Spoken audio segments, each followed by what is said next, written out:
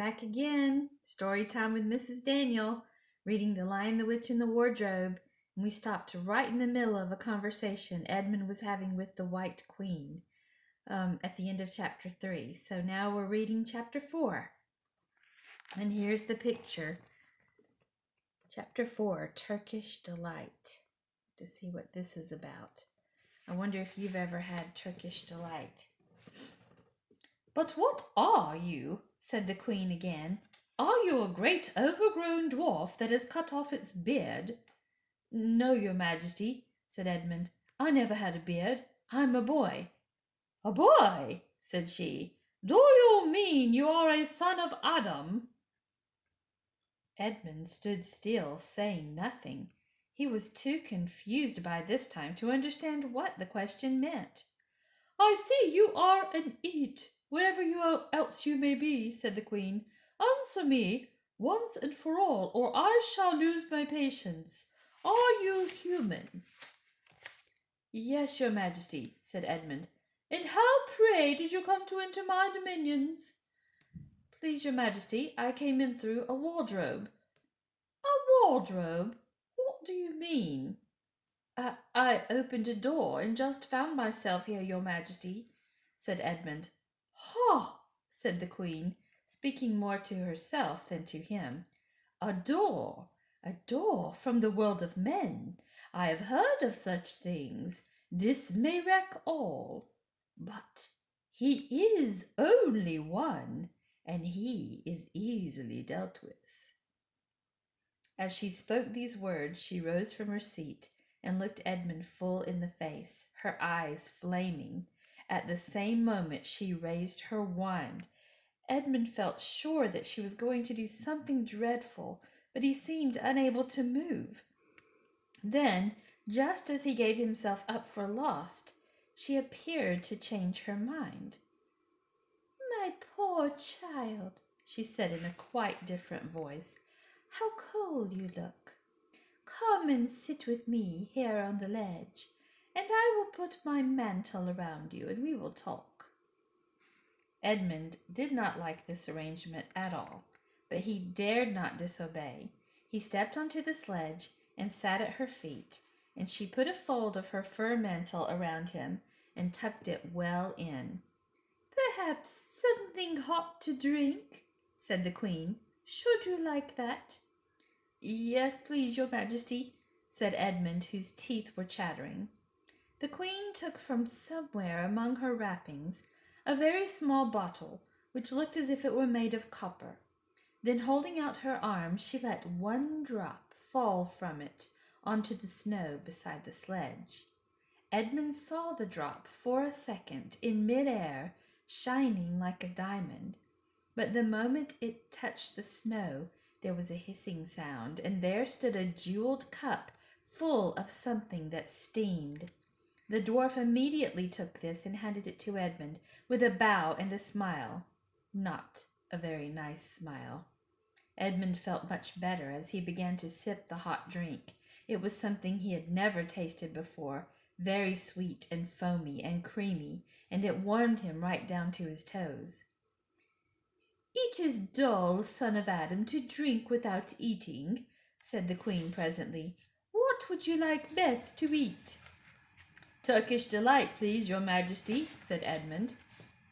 The Queen let another drop fall from her bottle onto the snow, and instantly there appeared a round box tied with green silk ribbon, which, when opened, turned out to contain several pounds of the best Turkish Delight. Each piece was sweet and light to the very center, and Edmund had never tasted anything more delicious. He was quite warm now and very comfortable. While he was eating, the Queen kept asking him questions. At first, Edmund tried to remember that it is rude to speak with one's mouth full, but soon he forgot about this and thought only of trying to shovel down as much Turkish Delight as he could. And the more he ate, the more he wanted to eat. And he never asked himself why the Queen should be so inquisitive. She got him to tell her that he had one brother and two sisters, and that one of his sisters had already been in Narnia and had met a faun there, and that no one except himself and his brother and his sisters knew anything about Narnia. She seemed especially interested in the fact that there were 4 of them, and kept on coming back to it. "You are sure that there are just 4 of you?" she asked. "2 sons of Adam and 2 daughters of Eve, neither more nor less." And Edmund, with his mouth full of Turkish delight, kept on saying, "Yes, I told you that before," and forgetting to call her Your Majesty, but she didn't seem to mind now. At last the Turkish delight was all finished, and Edmund was looking very hard at the empty box and wishing that she would ask him whether he would like some more. Probably the Queen knew quite well what he was thinking, for she knew, though Edmund did not, that this was enchanted Turkish delight, and that anyone who had once tasted it would want more and more of it, and would even, if they were allowed, go on eating it till they killed themselves. But she did not offer him any more. Instead, she said to him, "Son of Adam, I should so much like to see your brother and your 2 sisters. Will you bring them to me?" "I'll try," said Edmund, looking at the empty box. "Because if you did come again, bringing them with you, of course, I'd be able to give you some more Turkish delight. I can't do it now. The magic will only work once. In my own house it would be another matter." "Why can't we go to your house now?" said Edmund.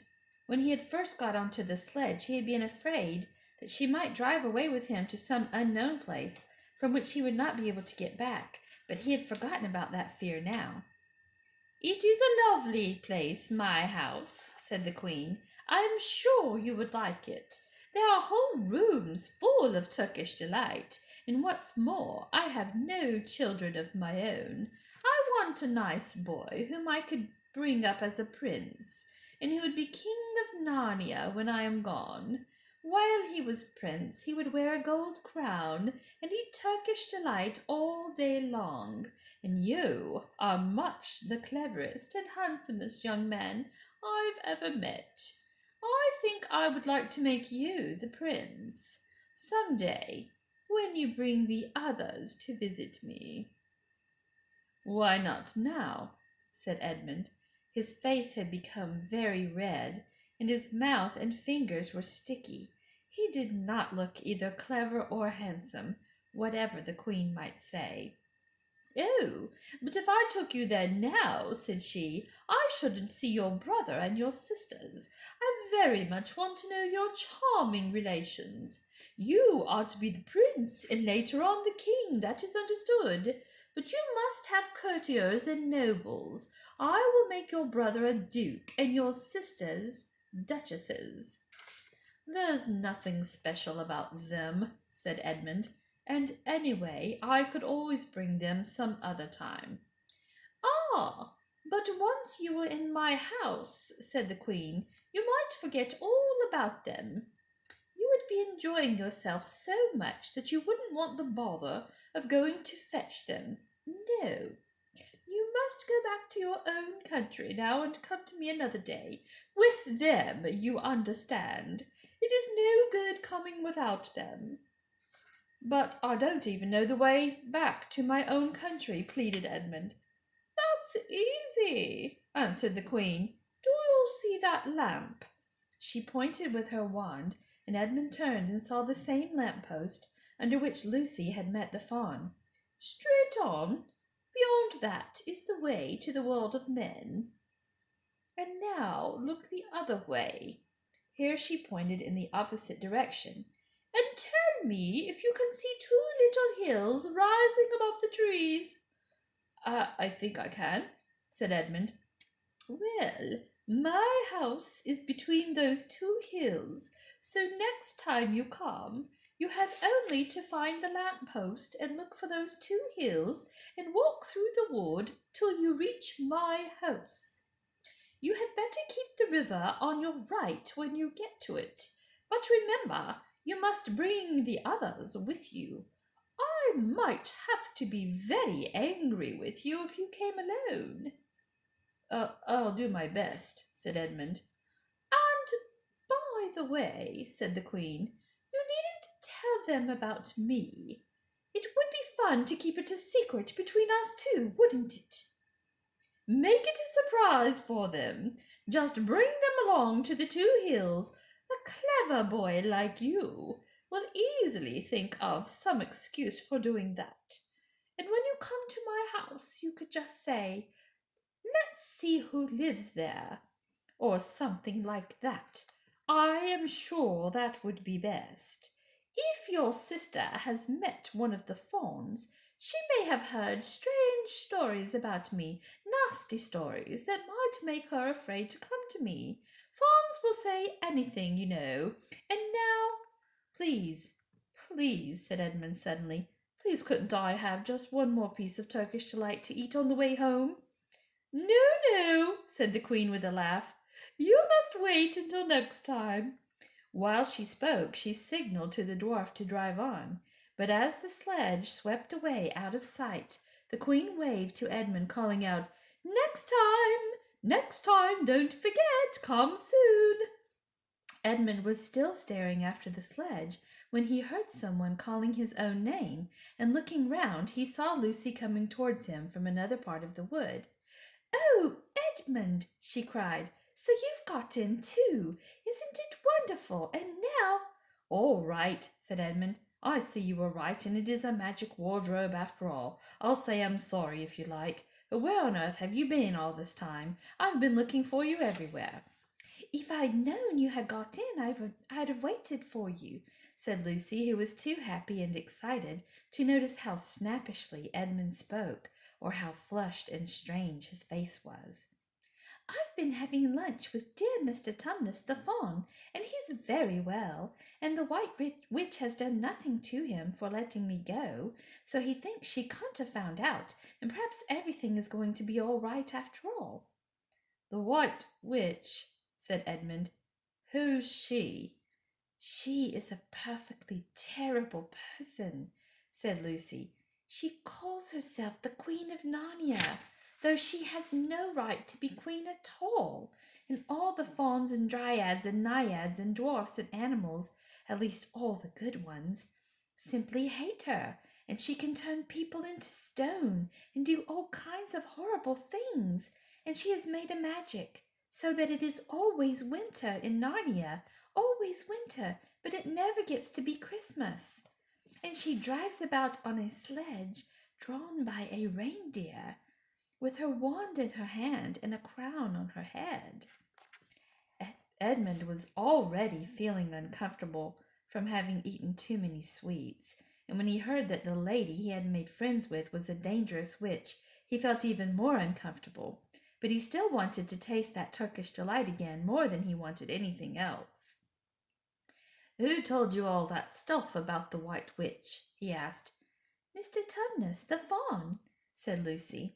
You can't always believe what fawns say, said Edmund, trying to sound as if he knew far more about them than Lucy. Who said so? Asked Lucy. Everyone knows it, said Edmund. Ask anybody you like. But it's pretty poor sport standing here in the snow. Let's go home. Yes, let's, said Lucy. Oh, Edmund, I'm so glad you've got in too. The others will have to believe in Narnia now that both of us have been there. What fun it will be. But Edmund secretly thought that it would not be as good fun for him as for her.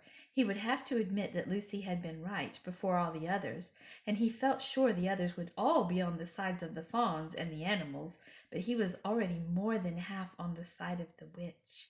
He did not know what he would say or how he would keep his secret once they were all talking about Narnia. By this time they had walked a good way, then suddenly they felt coats around them instead of branches, and the next moment they were both standing outside the wardrobe in the empty room. I say, said Lucy, you do look awful, Edmund. Don't you feel well? I'm all right, said Edmund, but this was not true. He was feeling very sick. Come on then, said Lucy. Let's find the others. What a lot we shall have to tell them, and what wonderful adventures we shall have now that we're all in it together. End of chapter.